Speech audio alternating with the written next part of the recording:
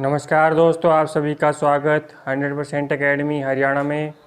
मैं सचिन सोनी आप सभी के सामने आज फिर हाजिर हूँ एक नया शो लेकर, जो कि हम आज से ही शुरू करने जा रहे हैं।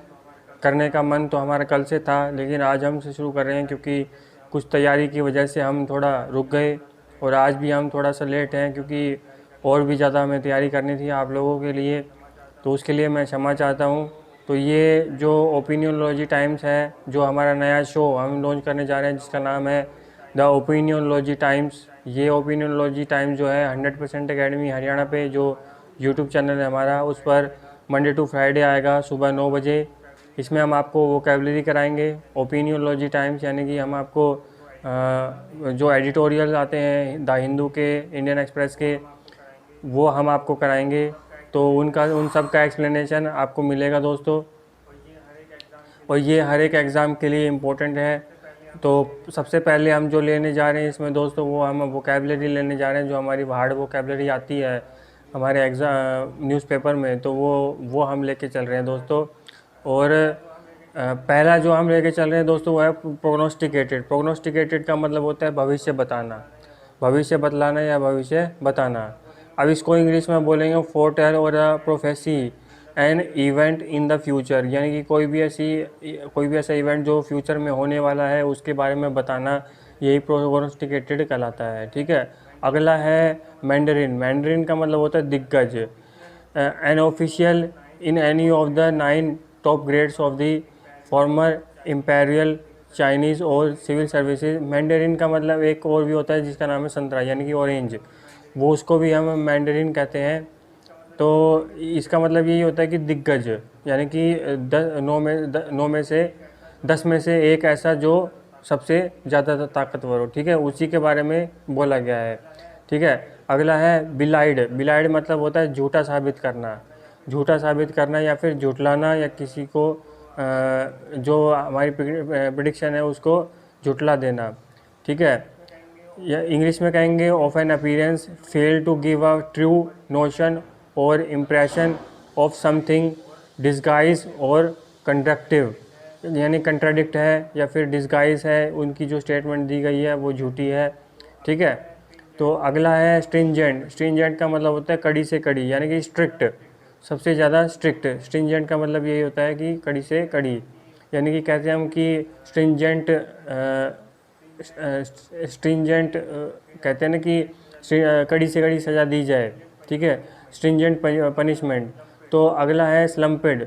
स्लम्पेड का मतलब होता है झुका हुआ या झुकाना, या फॉल हैविली, या इसका मतलब होता है कि कोई बहुत ही भारी तरीके से वो गिरा हो। ठीक है। अगला है मेलाइस। मेलाइस का मतलब होता है अस्वस्थता। अस्वस्थता मतलब यानी कि आपको अच्छा फील नहीं हो रहा, आपके इलनेस है या फिर किसी तरह का बुखार है या फिर किसी तरह की बीमारी है, यानी कि आपको अच्छा फील नहीं हो रहा, तो उसे कहते हैं मेलाइस। ठीक है। मायर्ड का मतलब होता है फंसना या फंसाना। ठीक है, यानी cause to become stuck in a mud, या फिर किसी दलदल में फंस जाना, इस तरह का इसका मीनिंग होता है। अगला है स्लिड। स्लिड का मतलब होता है फिसल पट्टी। फिसल पट्टी यानी कि स्लाइड, इसको कहते हैं, यानी कि कहीं पे स्लिड हो जाना या फिसल जाना। ठीक है। तो अब हम शुरू करने जा रहे हैं अपना ओपिनियनोलॉजी टाइम्स। तो आज जो आर्टिकल आया था द हिंदू का, उसमें हमने पहला लिया है कि ominous signal on slow down of India's economy. ठीक है, इंडिया की जो इकोनॉमी अभी स्लो डाउन में चल रही है उसके बारे में आया था। तो इसका जो सब्जेक्ट था वो growth figures will worsen India wait for full impact of lockdown. अगर हमें जो हमारी ग्रोथ फिगर्स है वो और भी ज़्यादा ख़राब हो जाएगी अगर हम अपने जो लॉकडाउन के इम्पैक्ट का अगर इंतज़ार करेंगे, तो और भी ज़्यादा ख़राब हो जाएगी। तो हमें स्ट्रिक्ट एक्शन लेने की ज़रूरत है, इस तरह से इसमें बताया गया। तो ऑब्जर्वेशन क्या थी कि India's economy is in big slow down but it gets worsen in pandemic stricken world, यानी कि इंडिया की इकोनॉमी तो पहले से ही स्लो डाउन में चल रही थी, लेकिन इसकी हालत और भी बेकार हो गई जब पेंडेमिक जो हमारे पूरे विश्व में आया उसकी वजह से और भी ज़्यादा ख़राब हो गई। जब 3 months after finance ministry mandarin prognosticated that the India's growth slow down had bottomed out, यानी कि जो 3 महीने बाद जब फाइनेंस मिनिस्ट्री ने जो स्टेटमेंट दी कि भाई इंडिया की जो इकॉनमी है वो बॉटम आउट हो चुकी है। तो जो लेटेस्ट इकोनॉमिक डेटा है उसने ये जो स्टेटमेंट दी वो उसको गलत प्रूव कर दिया। यानी कि उन्होंने कहा था कि जो हमारी इंडियन इकॉनमी है वो स्लो डाउन में है, लेकिन इससे जो फिगर्स आए हैं उससे ये पता चलता है कि हमारी जो इकॉनमी है वो स्लो डाउन में नहीं है, वो बहुत ही ज़्यादा बेकार हालत में है। ठीक है, तो crucially the GDP growth rate estimates for the January March quarter and the full fiscal year barely reflects the effect of public health crisis and stringent lockdown। यानी कि जो GDP ग्रोथ रेट हमारी एस्टिमेट की गई थी मार्च और जनवरी मार्च quarter में और फुल फिस्कल ईयर में, वो दिखाती है कि जो पब्लिक हेल्थ क्राइसिस है और जो स्ट्रिंजेंट लॉकडाउन है, यानी कि जो कड़ा लॉकडाउन हमने लगाया था, उसमें बहुत ही कम इफेक्ट नज़र आया था जब हमने जनवरी मार्च की जो GDP ग्रोथ थी उसमें हमने देखा था। ठीक है, लेकिन जब NSO का एस्टिमेट आया फोर्थ क्वार्टर का, the NSO estimate shows that the fourth quarter and the fiscal year 2019-20 get down to 3.1% and 4.2%। जो NSO का एस्टिमेट आया था जो फोर्थ क्वार्टर का था और फिस्कल ईयर 2019-20 का था, उसमें ये बताया गया था कि जो इकॉनमी है वो 3.1% तो गिर गई और फिस्कल ईयर में 4.2% हो गई थी। ठीक है, which is slowest in 11 year, जो कि 11 साल में सबसे स्लोएस्ट है। ठीक है, फिर गवर्नमेंट ने कहा था कि government says that lockdown has manipulated the data flow and would likely undergo revision. यानी कि उन्होंने कहा था कि गवर्नमेंट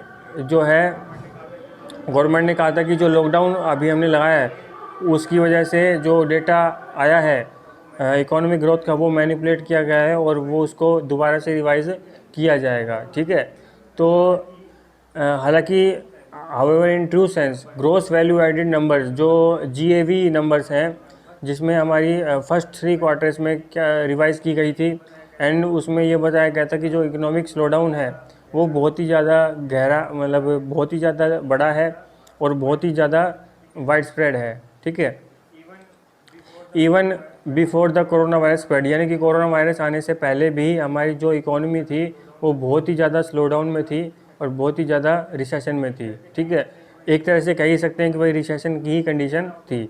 तो 4 out of 8 industry sector are in worsen condition. जो 8 में से 4 ऐसे इंडस्ट्री सेक्टर थे जो बहुत ही बुरी हालत में थे, उससे पिछले जो कंडीशन थी उससे भी ज़्यादा बुरी हालत में थे। It contains manufacturing shrunk by 1.4%, यानी कि जो मैन्युफैक्चरिंग सेक्टर है उसका 1.4% तक गिर गया था फोर्थ क्वार्टर में। ठीक है, और कंस्ट्रक्शन लिखा हुआ है, जो कंस्ट्रक्शन था वो 2.2% तक गिर गया था। और उसके बाद जो ट्रेड, ट्रांसपोर्ट, कम्युनिकेशन, फाइनेंशियल और रियल एस्टेट के जो सेक्टर थे और उससे अलावा जो भी सेक्टर थे वो 1.6%